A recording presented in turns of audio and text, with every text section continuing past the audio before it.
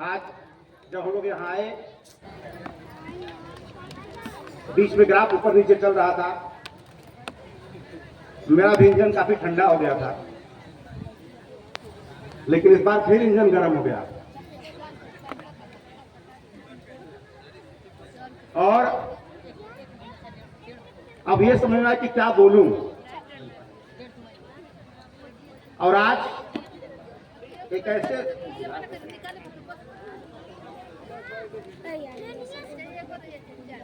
आज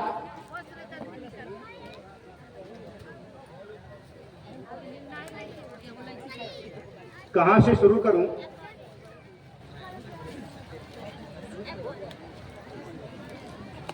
आज का जो विषय हम लोगों का है बड़ा ही गंभीर विषय है और आज के दौर में इस विषय के अलावा कोई दूसरा विषय इससे गंभीर हो ही नहीं सकता है, क्योंकि अशोका द ग्रेट कहा जाता है, जिसकी चर्चा आज हमें करनी है, इनके कार्यों की। उनकी चर्चा करने से पहले आज हमारे मंच की अध्यक्षता कर रहे हैं सम्मानित कपूरचंद जी, और हमारे मंच पर बैठे हैं आज के सम्राट अशोक क्लब के हम सबके राष्ट्रीय अध्यक्ष डॉक्टर दीनानाथ मौर्य जी, और हमारे बीच हमारी बहन सुनीता जी, और उत्तर प्रदेश के महासचिव अरविंद कुमार जी, पूज्य भिक्षु संघ, और जिला के पूर्व उद्यान अधिकारी हमारे बीच बैठे हैं। आपका नमन करता हूं सर, आपका बैठे हुए हैं सांगुर जी। इस परिस्थिति में भी आप यहाँ आए हैं, निश्चित रूप से आपका सैल्यूट करने का मन कर रहा है और आप उसके हकदार भी हैं। और हमारे बीच जवाहर जी बैठे हैं, और सबसे मजे की बात, जाड़े की रात में आज से 20 साल पहले एक जाड़े की रात में हम लोगों ने एक अनूठा व्यक्ति पाया था जो हमारे मंच पे बैठे हुए हैं, हमारे कवि महोदय रामदरस जी। जब पहली बार मैं इनसे मिला था आज से 20-22 साल पहले, जब सारी बातें समझ में आई तो कहे बड़ा ठंडा था, बड़ा लोग कोगा लगा हुआ था, ताप रहे थे, उसी में उन्होंने कहा कि असली खजाना मिला लेकिन बढ़ोतरी में मिला हुआ क्या। लेकिन जब से उन्होंने बढ़ोतरी कहा तब से आज तक मैं इनको ऐसे ही देख रहा। पता नहीं उस समय बूढ़े थे कि आज बूढ़े हैं, पता ही नहीं चल रहा, उल्टा हो रहा है। तो निश्चित रूप से सम्राट अशोक क्लब के जो कार्यकर्ता हैं, जो आप लोगों ने तपस्या किया है, आप लोगों ने मेहनत किया है, ये इस मेहनत को अपने उस शिखर तक पहुंचाएंगे ये लाल वर्दी वाले। तो मैं चाहता हूं अपने सारे पुराने पुरोधाओं के लिए आप लोगों की तरफ से जोरदार ताली होनी चाहिए।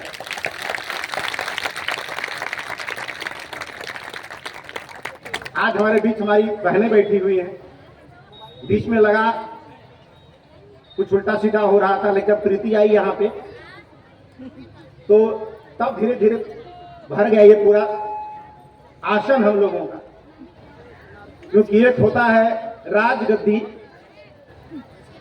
और एक होता है सिंहासन। दोनों एक ही तरह दिखता है, लगता है, लेकिन राजगद्दी जिस पे राजा बैठता था, यानी चंद्रगुप्त मौर्य से पहले जो राजा बनते थे, वो जब गद्दी पर बैठते थे तो राजगद्दी कहलाती थी। लेकिन चंद्रगुप्त और उनके बाद जब से चंद्रगुप्त राजा बने, अशोक राजा बने, तब से उस राजगद्दी का नाम सिंहासन हो गया है। सिंहासन तो आपके महापुरुषों का सिंहासन था, राजगद्दी नहीं थी। सिंहों का आसन, श्रावकों का आसन, तो अब ये सिंहों का आसन भर गया है हमारा।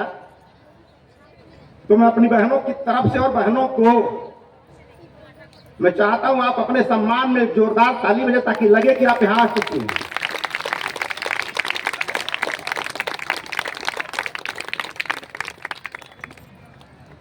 तो आज हम जिसकी चर्चा करने वाले हैं, बहुत विस्तार से मैं नहीं लूंगा, क्योंकि हमारे और बच्चियां बैठी हुई हैं, और इन बच्चों को जो तैयार कर रहे हैं, जिन लोगों ने तैयार किया इस हमारे छोटे छोटे बच्चों को, हमारी बहनों को, वास्तव में आगे प्रस्तुत जो करता है वो तो दिखता है, लेकिन जो प्रस्तुत करने के लिए तैयार करता है उसकी कितनी मेहनत होती है।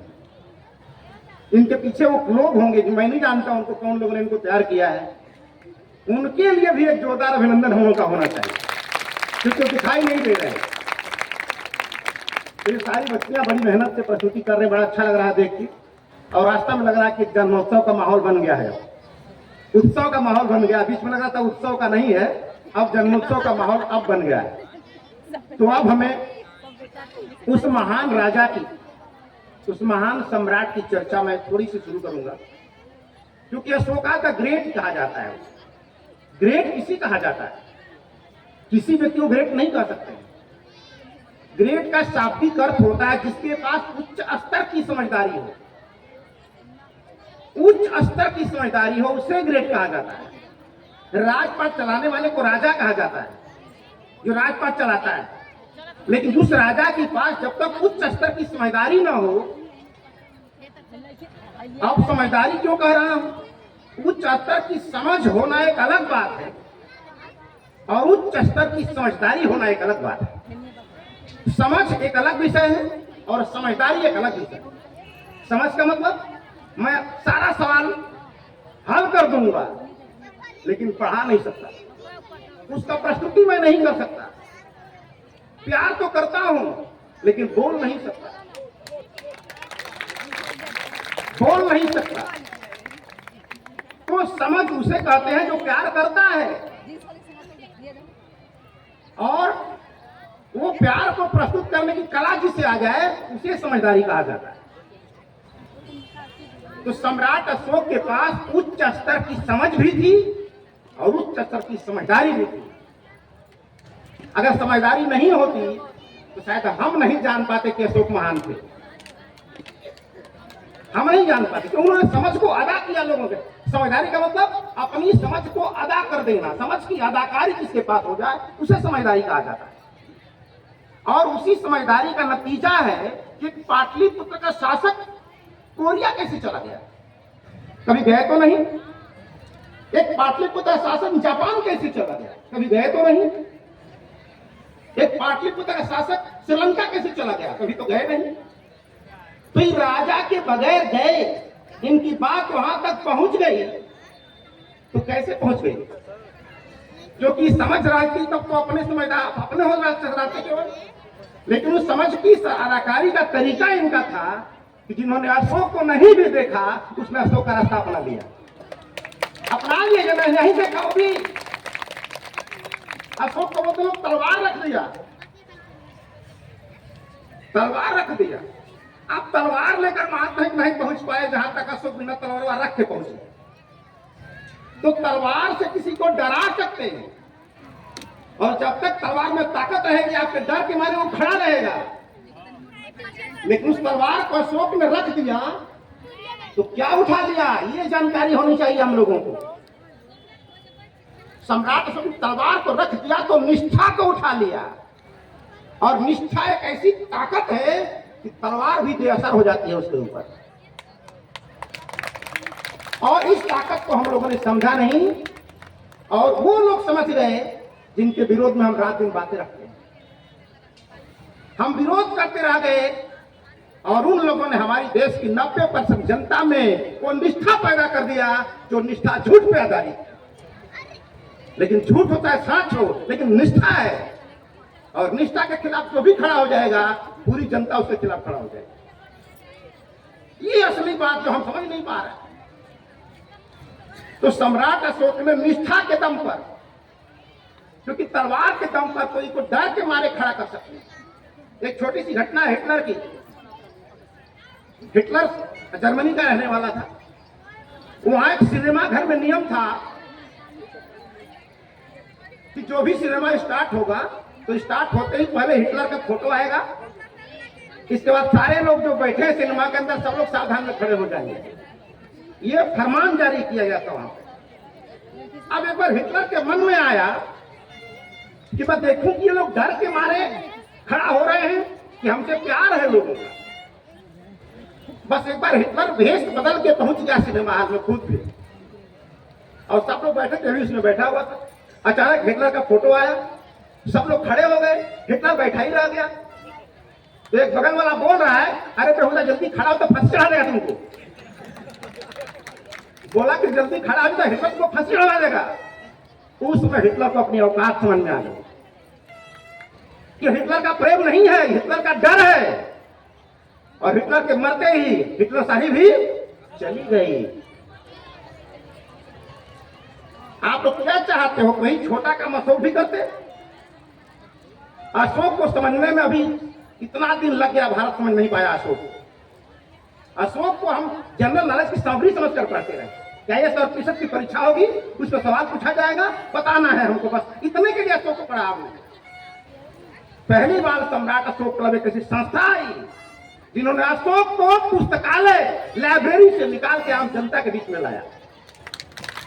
आज इसकी चर्चा यहां हो रही है। तो आप समझिए क्या है। तो अशोक ने तलवार के दम पर शासन नहीं चलाना चाह रहे थे, निष्ठा की ताकत तलवार चलाना चाह रहे थे। और निष्ठा की वजह है कि आज अशोक नहीं है, फिर भी राष्ट्रीय ध्वज में चक्र और आपके नोटों पर अशोक का स्तंभ आज भी मौजूद है।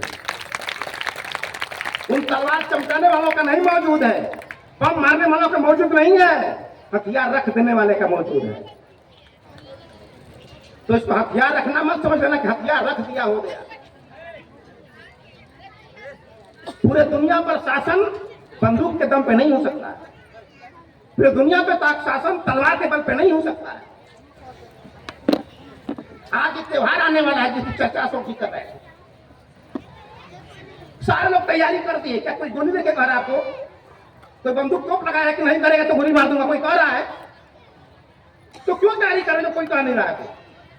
दिसी का निष्ठा यही आपने खो दिया। आपके महापुरुषों से निष्ठा उठ करके गैर महापुरुषों पर निष्ठा जाके लग गई। बस आपको गाड़ी को पैक गियर में ला देना और कुछ नहीं करना है। जहां से उठ के वहां गई है उसको उठ के यहां ला देना है। बस जो निष्ठा चली गई उस निष्ठा को फिर से पैदा कर देना। ये छोटी बात नहीं, वर्षों लग जाएंगे इसमें, वर्षों लग जाएंगे। तलवार बनाने में घंटा भर लगता है। 1 घंटा में तलवार लाल गर्म होगा, साबुन धरा के एकदम सही हो जाएगा। लेकिन निष्ठा की तलवार बनाने में वर्षों लग जाएगा। निष्ठा की तलवार बनाने में वर्षों लग जाएगा। इसलिए अशोक को समझिए। हम लोगों को भी समझने में 28 साल लग गए, अभी आज भी ठीक से समझ में नहीं आया। तो आज अशोक का द ग्रेट क्यों कहा जाता है? क्योंकि उच्च स्तर की समझदारी जिसके पास हो जाएगी। और समझदारी कैसे पता चलेगा? अशोक को इस तरह नहीं जाना जाता है कि उनका साम्राज्य बहुत बड़ा था। अशोक किसी भी राजा को इसलिए जाना जाता है कि उसके साम्राज्य में रहने वाली जनता कितनी सुखी है। इसलिए नहीं जाना किस पार्टी की सरकार पूरे देश में है, ये गौरव का विषय नहीं है। जिस पार्टी की सरकार जितने प्रांतों में है उस प्रांतों की जनता कितनी सुखी है, ये महत्व का विषय है। रोज चक्का जाम हो रहा है, रोज हड़ताल हो रहा है, रोज पेपर आउट हो रहे हैं, सब कुछ हो रहा है, नौजवानों की जिंदगी बर्बाद हो रही है। हो सकता है प्रेरित सरकार, लेकिन जनता सुखी नहीं है। इसका मतलब उच्च स्तर की समझदारी नहीं है। आपको ये जानना है तलवार में कितनी ताकत है, ये महत्व नहीं है।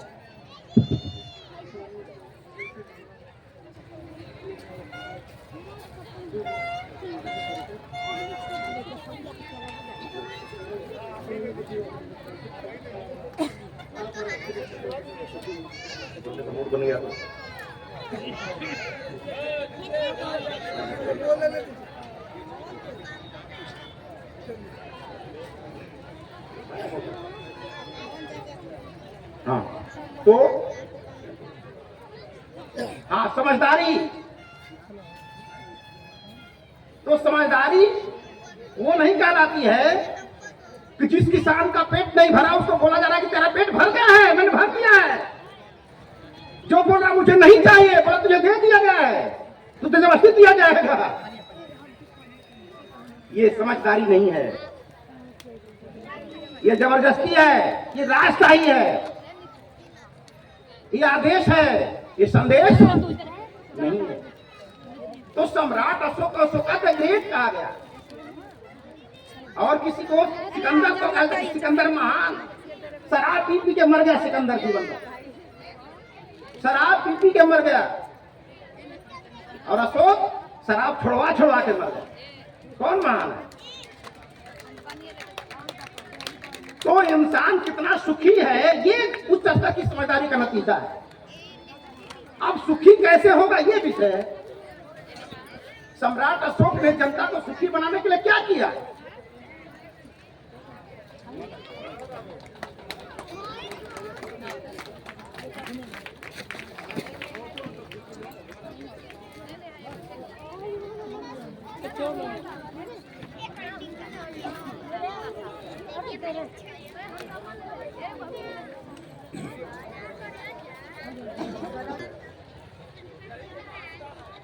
आप देखिए,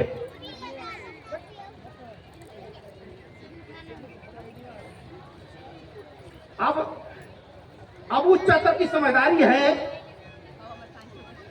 तो जनता सुखी कैसे हो? सवाल ये आ गया। भाई राजा हूं मैं, जनता का सुख पहुंचाना हमारा उद्देश्य है, जनता का हमारे पास ऋण है, तो उसके लिए क्या जरूरी है? अब देखिए अशोक निष्ठा पर ले जा रहे हैं। क्या कह रहे हैं? कहते हैं कि समस्त प्रजा हमारी संतान है। अब सोचिए, जो संतान मान ले अपनी प्रजा को खुद पिता हो जाए तो पिता अपने बेटे के लिए क्या क्या नहीं कर सकता है, जान दे सकता है। अब वही मैं बोलूं तुम हमारे राजा हो, तुम मेरी प्रजा हो, तो निष्ठा नहीं है। मैं नेता हूं, तुम मेरे वोटर हो, मैं तुम्हारा नेता हूं, तुम मेरे वोटर हो, तुम्हारा वोटर लिस्ट में नाम है, ये निष्ठा नहीं है। लेकिन जब राजा कहता है कि समस्त प्रजा हमारी संतान है तो निष्ठा आ गई। जब निष्ठा आ गई तो अपनी संतान के राजा कुछ भी करेगा। और उसके बाद अब कहता क्या है राजा? कहता है कि समस्त प्रजा हमारी संतान है। तो दो संतान होगी, एक प्रजा की संतान और हमारा खुद का संतान। अब देखिए निष्ठा कह रहे कि जैसे मैं अपने संतानों को सुखी देखना चाहता हूं, उसी तरह अपने प्रजा को भी सुखी देखना चाहता हूं। Same level, same level. सोचिए कहां खड़ा है। इस बात को जनता में कौन ले जाएगा?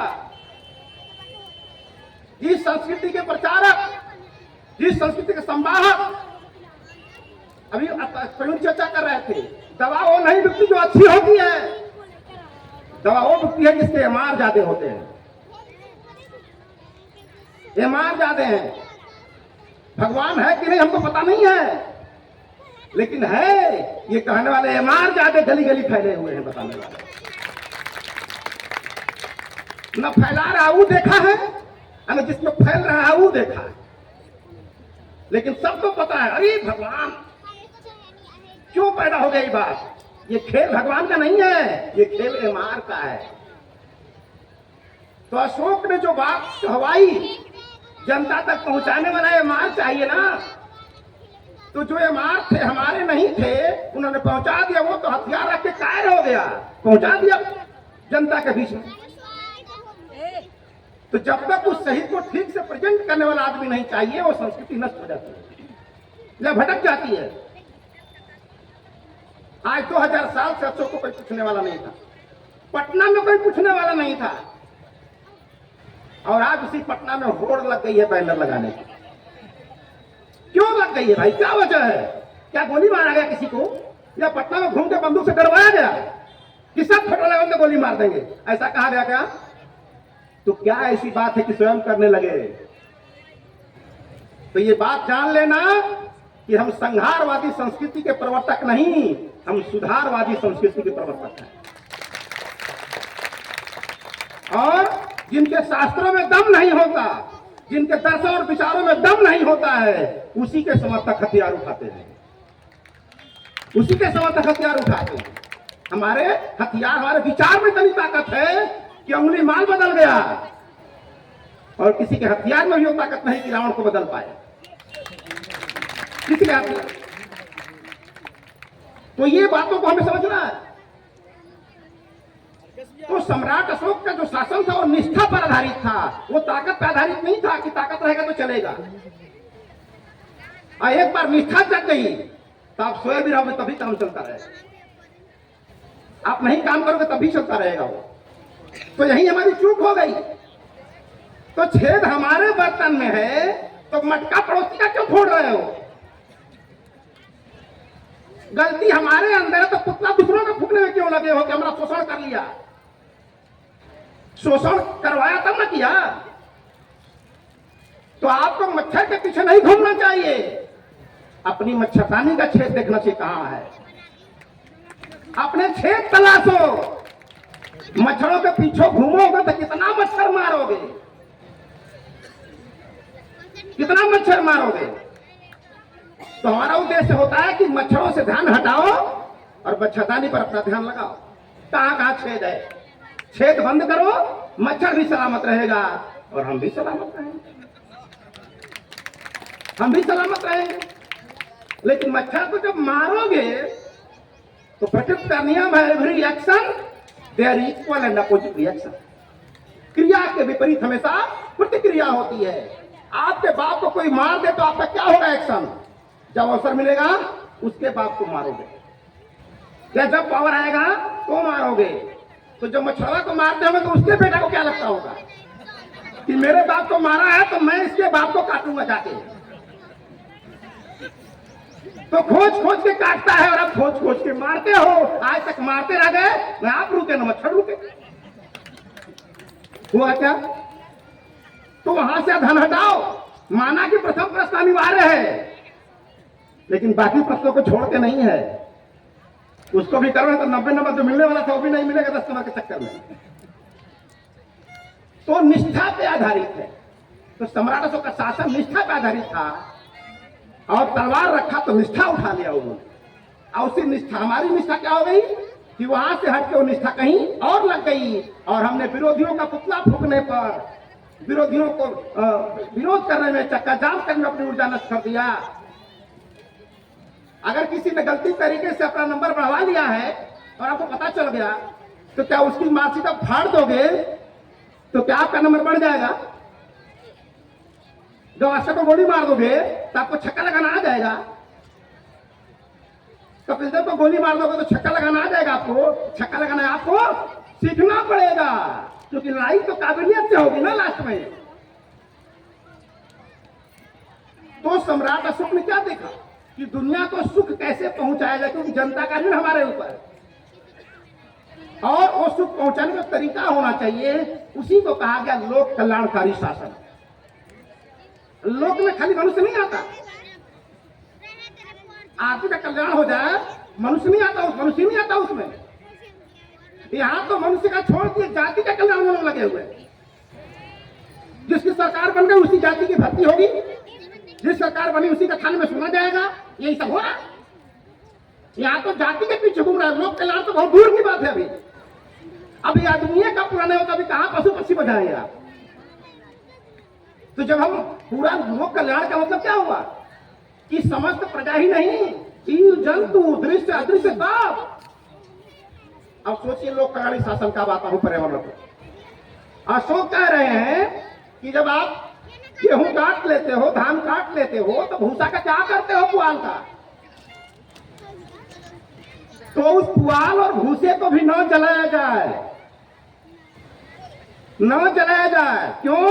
क्योंकि लंबे समय तक पुआल और भूसा उस पर रह जाता है तो बहुत सारे कीटाणु उसमें पड़ जाते हैं, और जलाओगे तो कीटाणु भी मरेंगे। तो उनके कल्याण की जिम्मेदारी भी मेरे जिम्मा। उस भूसे के अंदर जो रखे जीवाणु है उनका कल्याण भी मेरा जिम्मा है, क्योंकि मैं तो समस्त लोक का शासक हूं ना, कि खाली आदमी का हूं। तो आगे जब घोड़ा लेके आए थे, घोड़े पे कौन चढ़ा था? घोड़े पे कौन चढ़ा था? आदमी चढ़ा था। ये दादागिरी है, इसकी दादागिरी है। तो मनुष्य अपने हित के लिए सबका इस्तेमाल करता है, जैसे चाहे वैसे। अशोक ने इसी पे रोक लगाई कि हर जानवर, हर प्राणी, हर पशु अपने स्वभाव के अनुसार जिए। अब बिच्छू का स्वभाव क्या है? अब कौन राजा है जो डंक खत्म कर देगा उसका? बोलेगा सब डंक काटो, सबका डंक काटो, खोज खोज के कितने बिच्छू का डंक काटोगे? उसका वही स्वभाव है। अगर वो नौ काटे, नौ डंक मारे तो बिच्छू कैसे कहलाएगा वो? फिर बोला नहीं कैसे बेचारा काटते नहीं खेत, फिर भगवान ये कैसा मछुआरा काट भी नहीं रहा है, ये कैसा गुड़ है जो मीठा नहीं है, ये कैसा नमकीन है जो नमक नहीं, वो नमकीन ही नहीं है स्वादिष्ट का। ये स्वभाव है। और सम्राट अशोक यही चाह रहे थे कि हर इंसान, हर जीव अपने स्वभाव के अनुसार जिए। पेड़ का भी अपना स्वभाव है। क्या स्वभाव है? हरा रहना। और हम क्या कर रहे हैं? पेड़ को काटते रहे। हमारी दादागिरी है, हमारा घर बनाना है, तो पत्थर के चक्कर में हमने जीव को मार दिया। आज जब जीव मारोगे तो बोला तो नहीं, बोलेगा काहे मर ले। हाँ, वो कब बोली? जब ससिया लागी फूले, ससिया लागी फूले तब बोली। का तुम ऑक्सीजन काहे कटले पेड़वा? तू जवाब कहाँ दे रहा है? जाके अस्पताल में सिखा रहा है कि देख मुझे काटा ना, तेरी हालत ये है। तो प्रकृति रिएक्शन करके आपको समझ नहीं आता है। तो सोचिए सम्राट अशोक कितना बड़ा संवेदनशील राजा थे, किन छोटी छोटी महीन बातों पर उनका ध्यान था। मैंने कोई रिएक्ट नहीं होना चाहिए, इसलिए सबके हित की बात उन्होंने किया, लोग का कल्याण। यह आदमी के अस्पताल में ऑक्सीजन कम पड़ जा रहा है, आदमी के अस्पताल में ऑक्सीजन कम पड़ जा रहा है, और अशोक ने पशुओं के लिए अस्पताल बनवा दिया। पशुओं के लिए, जीव जंतुओं के लिए, पक्षियों के लिए अस्पताल बनवाया, और उसके लिए औषधियां लगवाई। जो अपने देश में थी अपने देश में, जो बाहर से थी वो बाहर से मंगवाया, और जो यहां नहीं थी तो बाहर भिजवाया। ये सब क्या कर रहे हैं?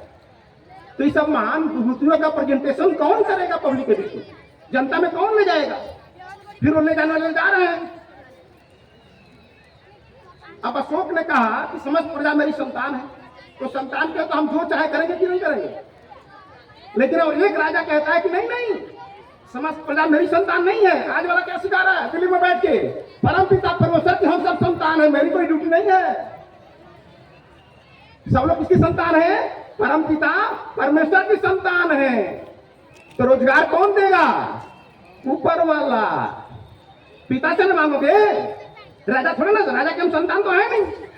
आप आज का राजा बोल दिया कि परम पिता परमेश्वर की संतान है, तो छुट्टी उनकी हो गई। अब मंदिर बन गया अयोध्या में, तो रोजगार किससे मांगोगे? ऊपर वाला से। लड़का जाके दिल्ली में चक्का जाम कर रहा है, घर में उसकी मम्मी बोल रही है इसकी किस्मतियां खराब, भगवान किस्मत में निकले नहीं हम नौकरी। तो किस्मतियां कौन लिखता है? ऊपर वाला ना। तो नौकरी रोजगार महंगाई कौन दूर करेगा? ऊपर वाला, क्योंकि सब कुछ उसी के इशारे पर चलता है, क्योंकि हम सब उसी की संतान है। तो जब ये फिलॉसफी के दिमाग में डाल दी गई, तो भूल जाओ कि तुझे रोजगार मिलेगा, भूल जाओ कि तुझे आपका महंगाई कम होगी। क्यों? क्योंकि काम सरकार का नहीं है, रब जो चाहे वही होना है। आदमी तो खिलौना है, खेला बैठ के दिल्ली रख दो। रब जो चाहे वही होना है, आदमी तो खिलौना है, जाके लखनऊ लाल किला मैदान में खेला। हमारा ये काम नहीं है, ऊपर वाला का काम है। अयोध्या में बनवा दिया, जो मांगना है जाके मांगो बैठ के वहीं पे। हे भगवान लड़का दे दो, हे भगवान नौकरी दे दो, हे भगवान महंगाई दूर कर दो। के दूर करी? सब काम ऊपर वाला का। सरकार कोई काम है? सरकार कोई काम है? जब बच्चा लौटा तो उसकी माँ बोलती जाए तो बच्चा तुम्हारा किस्मत तो नौकरी नहीं करता, क्या करें सरकार कर। सोचिए, जब तक ये भूसा हमारे दिमाग से निकलेगा नहीं, तब तक आपके मन में क्रांति पैदा नहीं। अशोक यहां खड़े थे भाई साहब, अशोक यहां खड़े थे, और हम लोग रात दिन विरोधियों के में अपनी ऊर्जा खर्च कर रहे हैं। अरे गधा हम है तो उनका क्या दोष है? अपनी गधागिरी ठीक करो पहले।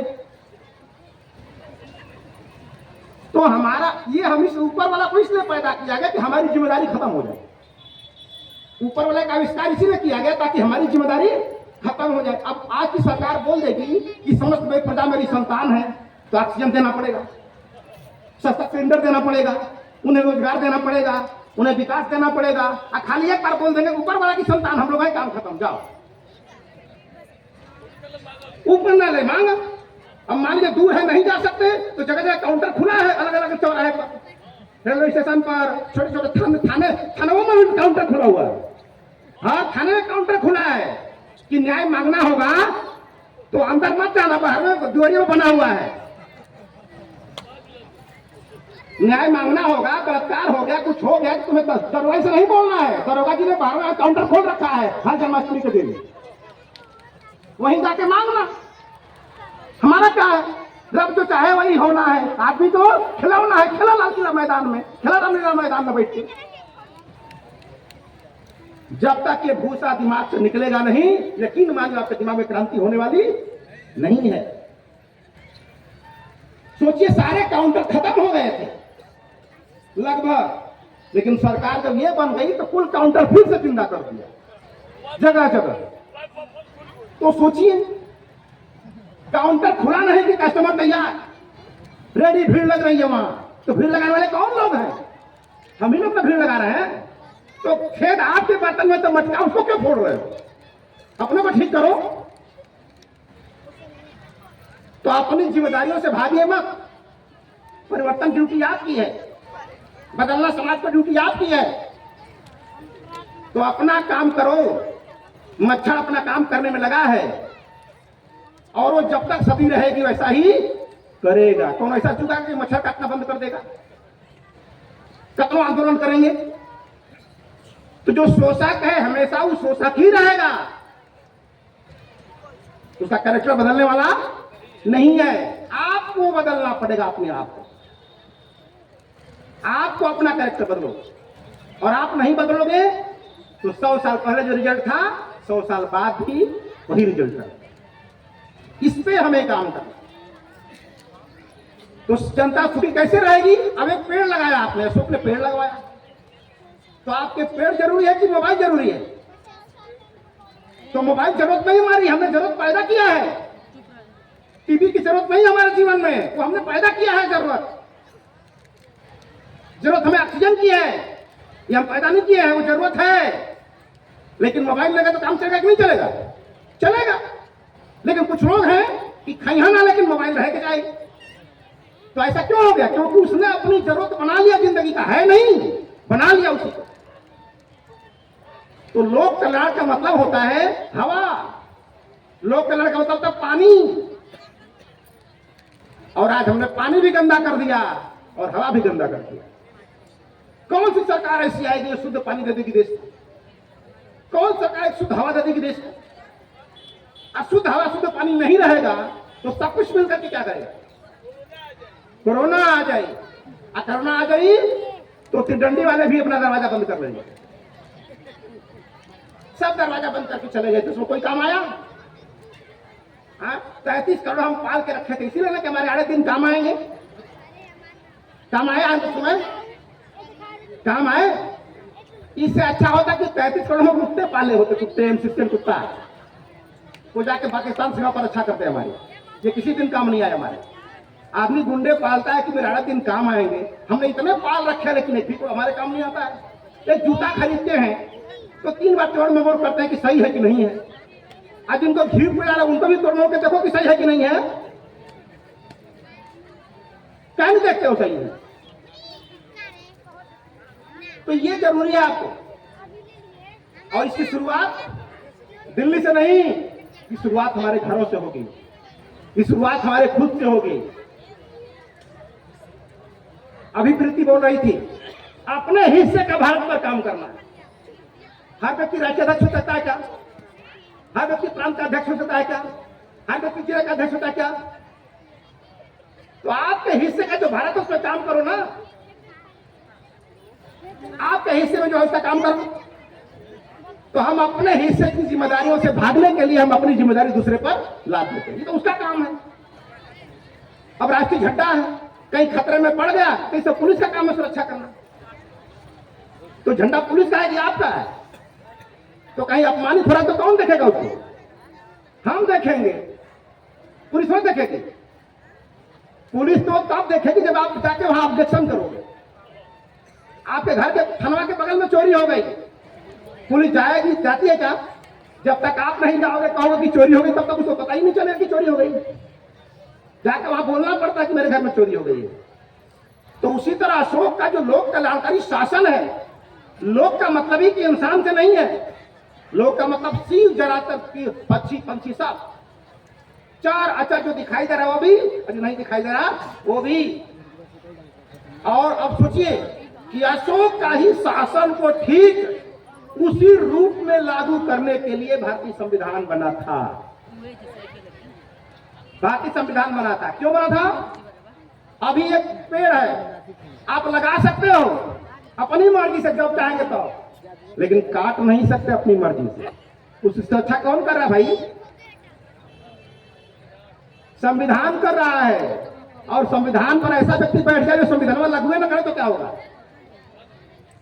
लागू ना हो तो क्या होगा? एक पोखरा है, उस पर भर के घर बना लेंगे आप, उसकी सुरक्षा कौन कर रहा है? संविधान। पोखरा घर नहीं बना सकते, कब्जा नहीं कर सकते कहीं। तो ये संविधान सबकी सुरक्षा करने वाला है, लेकिन ये बतिया हमारे दिमाग में नहीं है। आना 70 साल में घुसाया गया हमारे दिमाग में, ये बात घुसने ही ना पाए, इसके लिए गली गली दाढ़ी बना के घूमते रहे, रब जो चाहे वही होना है, आदमी को खिलौना है। तो वही बात घुसी रही दिमाग में। वो जो बात को निकालने के होना चाहिए ना, जबकि 26 जनवरी 1950 को हमारे देश में ईश्वर की हत्या कर दी गई थी। आप लोगों को पता है? 26 जनवरी 1950 को हमारे देश में ईश्वर की हत्या कर दी गई थी। फिर भी 70 साल से हमने मरने उसे नहीं दिया। लसिया अगोर अगोर के जिंदा कर दिया। फिर मैंने लसिया अगोर अगोर के 70 साल में जिंदा कर दिया, फिर दिल्ली में। जबकि 1950 में 26 जनवरी के दिन ईश्वर क्या हो गई थी? हत्या। क्योंकि उसके पहले रब जो चाहे वही होना था, लेकिन संविधान जब लागू हो गया तो बोला ना ना, हम भारत के लोग जो चाहेंगे वो होगा। रब तेरी मर्जी नहीं चलने वाली है, रब जो चाहे वही होना अब नहीं चलेगा, हम जो चाहेंगे वो होगा। तो हम जो चाहेंगे वो होगा, ये करने वाला व्यक्ति वहां पहुंचना चाहिए ना, संविधान वाला। तो हम क्या भारत बना था, भारत बनाने के लिए, और वो जाके धार्मिक स्थल बनाना शुरू कर दिए। अयोध्या में जाके बाइस्कोप दिखाने लगे लोग। करना कुछ और कर कुछ और है। आज सच्चाई बोल दो इसमें। अब देखिए मजे की बात, पहले झूठ बोलने वाला डरता था, पहले झूठ बोलने वाला डरता था, अब सच बोलने वाला डरता है। थाना में बंद करो। अरे बाप रे, क्या दुनिया हो गई आजकल। पहले झूठ बोलने वाला डरता था कि झूठ बोलेंगे तो पुलिस पकड़ लेगी, अब उल्टा हो गया, सच बोलेंगे तो पुलिस पकड़ लेगी। सच बोलेंगे तो पुलिस पकड़ लेगी, उल्टा हो गया। ये क्या हो गया? दुनिया कहां जा रही है? और इसके लिए कोई सरकार को कसूरवार नहीं है, हम सब इसके लिए दोषी, हम सब दोषी हैं। ये जिम्मेदारी आपको लेनी होगी। अभी आज हमारे मुख्य अतिथि लक्ष्मण यादव जी शायद सुन रहे हैं। आज से कुछ दिन पहले उनकी नौकरी चली गई थी सच बोलने के लिए। सच बोलने की वजह से उनकी नौकरी क्या हो गई? चली गई लक्ष्मण यादव जी की। मुझे भी अंदेशा था कैसा होने वाला होगा, मुझे भी।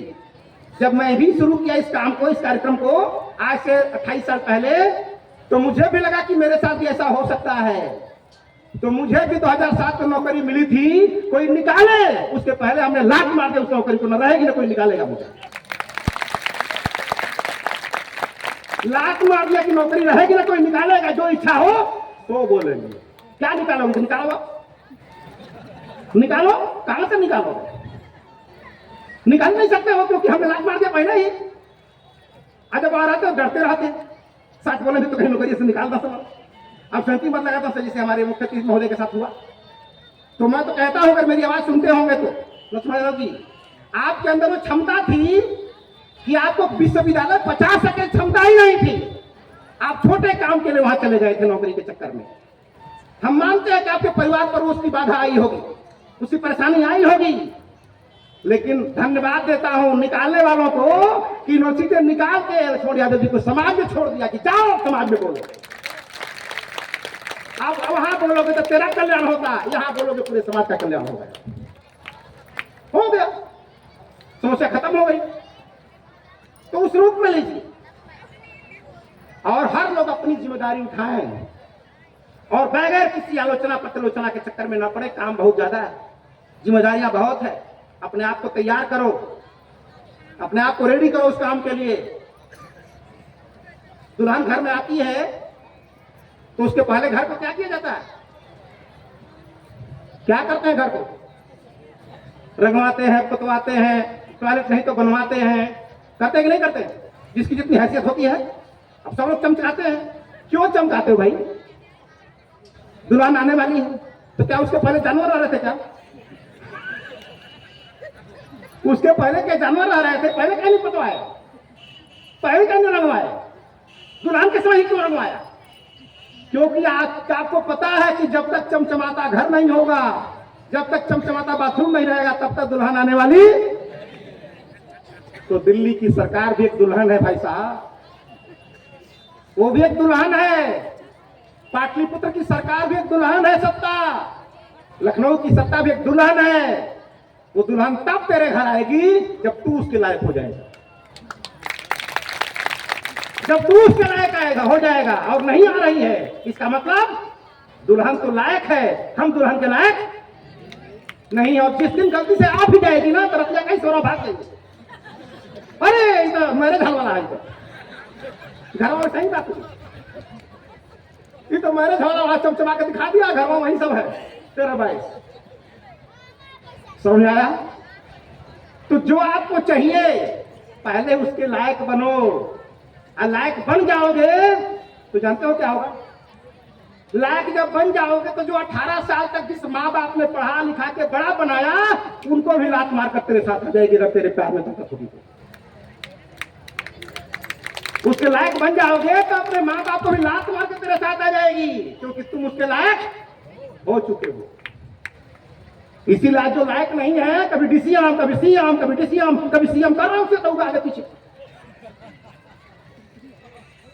सीएम बनने के चक्कर में गए, डीसीएम बन गए, पता तो वहां से भी हटा दिया जाता है। क्यों? क्योंकि उस लायक हो ही नहीं, गलती से आ रहे फिर चली जा रही है। आज जो लायक है उसके पास आई तो भागती नहीं है।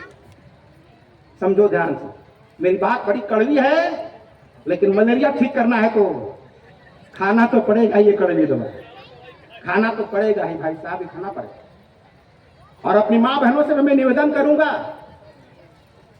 या आपके घर का कोई भाई या आपका पति या जो भी हो, अगर कुछ भी सामाजिक कामों में लगा रहता है तो मैं हाथ जोड़ के प्रार्थना करता हूं कि आप लोग उनकी मदद करने की कोशिश करो, मदद करने उनकी मदद करने की कोशिश करो।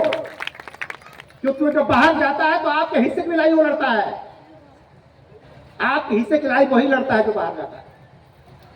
तो आप लोगों से मेरा निवेदन है कि आप लोग भी अपने वर्ग को प्रीति बोल रहे थे उसको ध्यान दीजिए, सही बात है, आपकी जिम्मेदारी है अपने अपने हिस्से का, अपने अपने हिस्से का आपको भी काम करना होगा।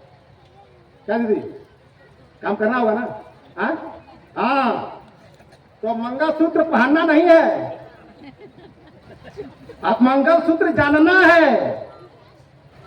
सूत्र माने क्या होता है? फार्मूला। अब मंगल माने अच्छा, यानी वो कौन सा सूत्र है जिसको जान लिया जाए, अपने जीवन में उतार लिया जाए, तो पति के दाम्पत्य जीवन के साथ साथ परिवार का जीवन भी सुखमय हो सकता है, वो मंगल सूत्र है। लेकिन चूंकि पाली भाषा में सूत्र को सूत बोला जाता है, तो सूता माने धागा समझ लो हमने कहा, सूता माने धागा, डोरा। अब मंगल सूत्र के चक्कर में हमने वो 1 लाख रुपए का गहना पहन लिया। मंगल सूत्र, बहुत सारे मंगल सूत्र के बगैर नाराज होते हैं, और इसलिए पहना जाता है कि पति की आयु लंबी हो जाएगी, इसलिए पहना जाता है। और मैं कहता हूं आंखों पटेगी हमारी दोनों में, लेकिन मैं तो देखता हूं, मैं तो अनुभव से बता रहा हूं, आप ही को नहीं बोला, अनुभव से बोल रहा हूं कि जिसका जो जितना ज्यादा महंगा मंगलसूत्र पहना रहता है, उसके पति पत्नी उतना ही बवाल होता है, उतना ही बवाल होता है। क्योंकि बवाल दूर मंगलसूत्र पहनने से नहीं होगा, बवाल दूर मंगलसूत्र को जानने से होगा, जानने से होगा। और वो जानकारी नहीं है तो सब सत्यानाश हो जाएगा। तो बोली एक अमोल है जो कोई बोले जान, ये तराजू तौल के तब मुख बहारा।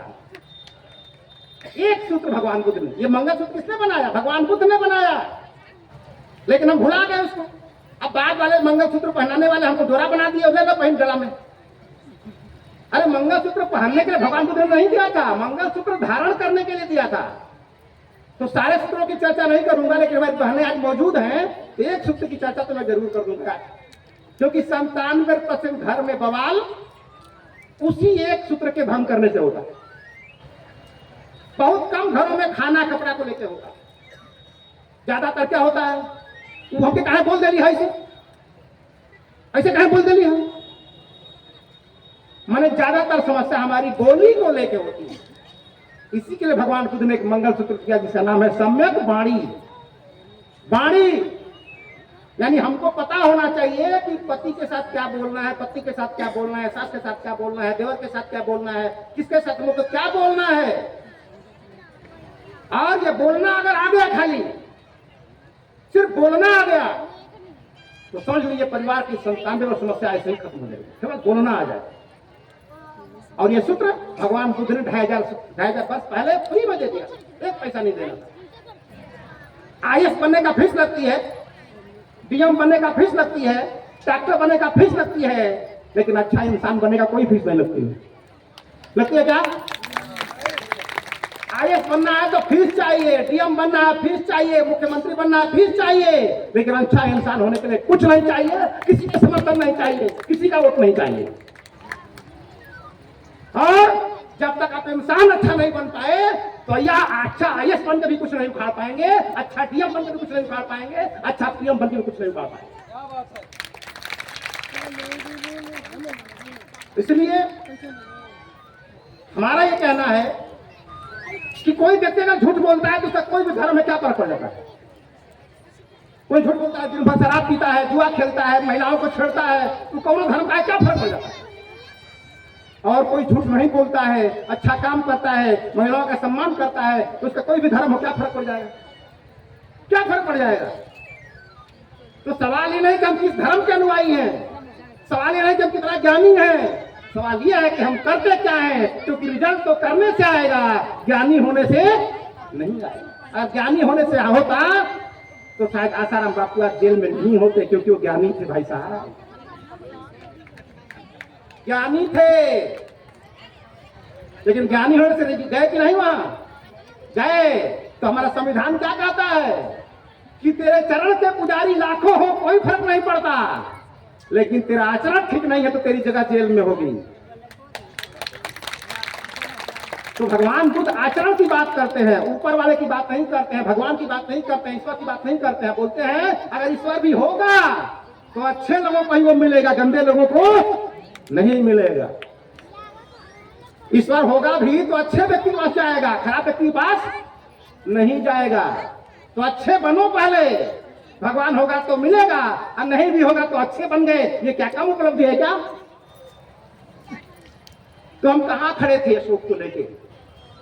तो आप ऐसे पूर्वजों के वंशज जिनका दुनिया डंका मारती है। मैं कोरिया गया था आज से 10 साल पहले। कोरिया जब मैं वहां गया तो 1200 साल पुराना 1200 साल पुराना बुद्ध का मंदिर था। मैं देख के पागल हो गया। अरे इसका मतलब यह दर्शन, यह विचार जब भारतवर्ष में खत्म हो रहा था तो कोरिया उसमें खाद माटी दे रहा था। देखिए तमाशा उस देशों का। और वो खाद माटी दे दे करके आज कोरिया विकसित राष्ट्र बन गया। हम उकाड़ के फेंक के गोबर के चक्कर में फंस गए हमें। तो समझिए ध्यान से, मैं कितना बढ़िया बोलता हूं, ये आपके 2 कौड़ी की बात है। कुछ लोग बोलेंगे डॉक्टर साहब बड़ा अच्छा बोल रहे, तो तुम्हारा का फायदा हो लोग। हम अच्छा बोले तो का फायदा हो गए।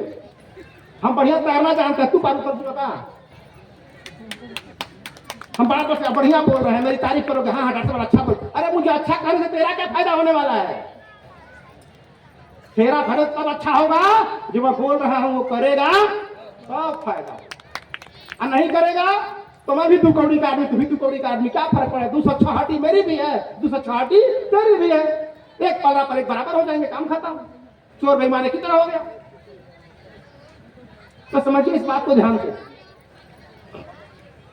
तो सम्राट अशोक ने समझ की बात की, समझदारी की बात की। जिसके पास समझ और समझदारी दोनों आ गई, दुनियादारी उसके इशारे पर चलेगी। समझेगा ध्यान से। जिसके पास समझ भी आ गई, समझदारी भी आ गई, वो परिवार दुनिया सब तेरे इशारे पर नाचेगा। तो नचाना है दुनिया को अपने इशारे पर, तो समझदारी पैदा कर। तलवार में धार पैदा करने से कुछ होने वाला नहीं है। समझिए ध्यान से। और ये एक दिन का विषय नहीं है, तलवार घंटे 2 घंटे बनाया जा सकता है, समझदारी 1-2 घंटे में लाई नहीं जा सकती। 28 साल मुझे हो गए, फिर मैं अपना को गधा ही समझता हूँ। लगता है रोता हूँ कभी कि गधे रह जाके मर जाऊंगा क्या, गधे मैं पैदा होता गधे मर जाऊंगा क्या। और जिस दिन बढ़िया से गधेपन का बोध हो जाएगा वही दिन बुद्धत्व का हो जाएगा, वही दिन बुद्धत्व का होगा। जब तक आपको लगे कि मैं तो सब जानता हूं तो एक फोटो गधा का लगा लीजिए अपने घर में, शाम सुबह को देखते रहिएगा। ये आप और ये दोनों एक ही आदमी है, दोनों एक ही आदमी है। मैं भी जैसा हूं ऐसा ये भी है। आज जिस दिन आपका गधेपन का पूरा बोध हो जाएगा उस दिन न गधा रहेगा ना आप गधे रहेंगे। तो इसलिए अब करना क्या है, एक बहुत ऊंची बता रहा हूं कि नास्तिकता का, नास्तिक कौन व्यक्ति होता है। अमूमन हम मान लेते हैं कि जो भगवान को नहीं मानता उसको लोग नास्तिक बोलते हैं, नास्तिक बोलते हैं। अब बताओ कोई चोरी करता है लेकिन भगवान को मानता है, अच्छा आदमी है। कोई चोरी करता है भगवान को मानता है, हाँ एक ठीक आदमी भगवान को मानता है। एक आदमी चोरी नहीं करता भगवान को नहीं मानता है कि नहीं है। तो चोरी छोड़ना जरूरी है कि भगवान को मानना जरूरी है। हाँ चोरी छोड़ दोगे भगवान नहीं देगा, ससुर आ जाएगा तुम्हारे पास भाग के, कहां है जल्दी खोज। 3 इडियट देखा आपने, भगवान किसके साथ खड़ा था, भगवान उसके साथ खड़ा था जो विरोध कर रहा था भगवान का, देखा होगा आपने पिक्चर में। तो भगवान के समर्थक बनोगे तुम्हारे साथ नहीं खड़ा होगा। पता नहीं कहानी झूठी है कि सच हुई, बहुत सारे ऋषि महर्षि तपस्या करते रहे, भगवान नहीं मिला, और रावण को लतिया जाके मिल गया, उसको घर में चले गए, उसका घर वहां पहुंच गए, पहुंच के नहीं पहुंच गए। जो पूजा पाठ करता उनको एकदम नहीं मिला, और जो लतिया रहा था उनको रोज मिल गया। एक घटना बताऊं आपको, एक बहुत कथा है। एक आदमी था तो रोज पूजा करता था, तो कैसा पूजा करता था, अब थोड़ा माफी चाहता हूं, बोलता हूं उसको, तो माफ लेते हुए वो रोज जाके किसी भगवान का पेशाब कर देता था, एकदम टाइम फिक्स था 10 बजे। 10 बजे आके नहाऊं धोऊंगा, आराम से करूंगा, और लगातार 1 साल तक करता रहा। और एक दिन गलती से क्या होगा कि नहा धो के खाने बैठ गया, भुला गया कि पेशाब करना है। अब उसको ध्यान आया कहीं आज तो पेशाब नहीं किया हमने, खनवा छोड़ के चला गया। खनवा छोड़ जब गया तो पेशाब कर समय भगवान निकल गए, बोला आज मैं खुश हो गया, तू ही मेरा सही पुजारी है, तू ही मेरा सही पुजारी है, कब करेंगे कब नहीं करेंगे तो कहता है सब समझ में आया। रेगुलर काम की वैल्यू है, रोज काम तो करो। पहली पीढ़ी मारी जाएगी, दूसरी पीढ़ी जेल जाएगी, तीसरी पीढ़ी कब रेगुलर। इन्हें की एक पीढ़ी 100 साल पहले, दूसरी की पीढ़ी 100 साल बाद, तब कौन नहीं हुई। अब कुआं खोदना है, 100 फीट में पानी निकलेगा, 10 फीट 10 जगह खोद डाला, 100 फीट पूरा हो गया, लेकिन पानी 100 फीट खोदने पर पानी निकल जाएगा, लेकिन हमें 10 फीट 10 जगह खोद दिया, 100 पूरा हो गया, लेकिन पानी निकला तो क्यों नहीं निकला, 100 तो हो गया। बस तो यही काम, एक ही संगठन, एक ही आदमी, एक ही विचारधारा, एक ही संगठन के साथ जब 100 साल रहोगे तो पानी कबर जाएगा, इधर उधर पानी नहीं कबरेगा। एक संगठन, एक जगह पूरी आस्था लगाओ, पूरी निष्ठा के साथ लगाओ, देखो पानी कबर जाएगा। अशोक क्लब जब बना था तो किसी ने सोचा था क्या कि सीएम बगल में बैठेंगे, राज्यपाल बगल में बैठेंगे, मोदी जी का निमंत्रण आएगा, किसी ने सोचा था। लेकिन आज बैठे कि नहीं बैठ रहे हैं, बैठे कि नहीं बैठ रहे हैं, तो ताली बजाइए, कैसे पता कैसे लगा।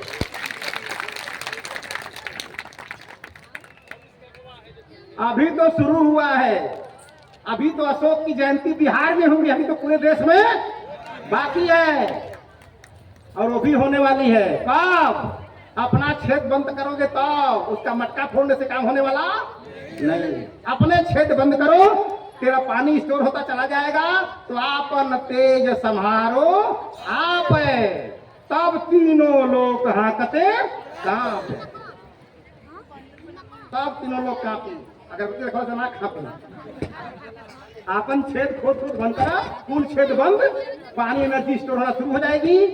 और जब स्टोर होगी तो क्या होगा, तूफान आने वाला होता है तो 5 मिनट पहले आपने देखा है क्या होता है, तूफान आने वाला था, आंधी तूफान जब आने वाला आता है तो 5 मिनट पहले क्या होता है, आपने महसूस किया है, एकदम शांत हो जाता है। क्यों शांत हो जाता है, आपने जो सोचा क्यों शांत हो जाता है, आज सुनिए क्यों शांत हो जाता है। क्यों, क्योंकि तनकी तनकी पता ही तो हिलाता रहा होता है एनर्जी से, और जोर का हिला तो एनर्जी कहाँ से आएगी भाई, जो तो हिला रहा है पेड़ को तोड़ना है तो एनर्जी कहाँ से आएगी, तो क्या रोकी, बाहर वाला के अंदर वाला, आपको रोकना होगा ना, तो आप रोकोगे तो वायुमंडल क्या हो गया, शांत हो गया, उसको ढहाएगा कौन, वायुमंडल ही ढहाएगा। तो थाम के रखा था उसी ने, ढहाया भी उसी ने। तो जिस पाखंडी परंपरा को आप थाम के रखे हुए हो, एनर्जी स्टोर करके धक्का मारो, ढहाओगे आप ही उसको फिर बस।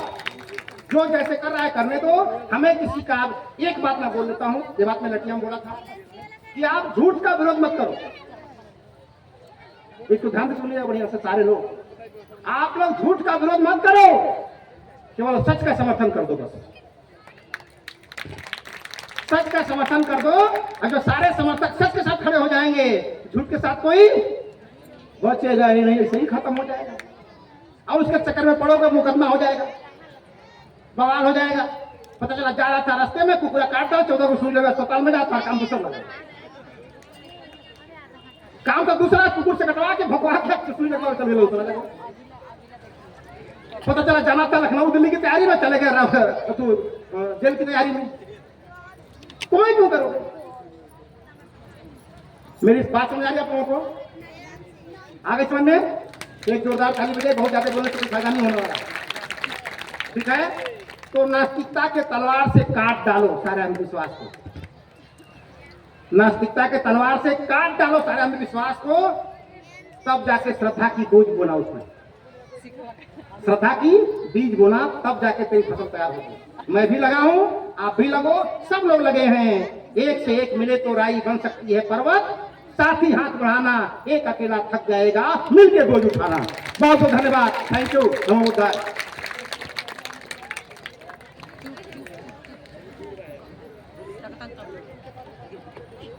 हेलो हेलो, हाँ, अभी आपके समक्ष डॉक्टर सच्चिदानंद मौर्य जी थे, और एक लंबी और सारगर्भित, लंबा और सारगर्भित वक्तव्य डॉक्टर साहब ने प्रस्तुत किया। और हम लोगों से आज के मुख्य अतिथि डॉक्टर लक्ष्मण यादव जी जुड़ रहे हैं। मैं चाहूंगा कि एकदम आप जहां बैठे हैं वहां बैठे रहेंगे, हम उनके वक्तव्य को सुनेंगे। और डॉक्टर साहब अगर मेरी बात को सुन रहे हो, डॉक्टर लक्ष्मण यादव जी, तो आप अपना वक्तव्य शुरू करें। जी सर, आ रही है, बोले आप। हेलो, हाँ सर, बोलिए। जी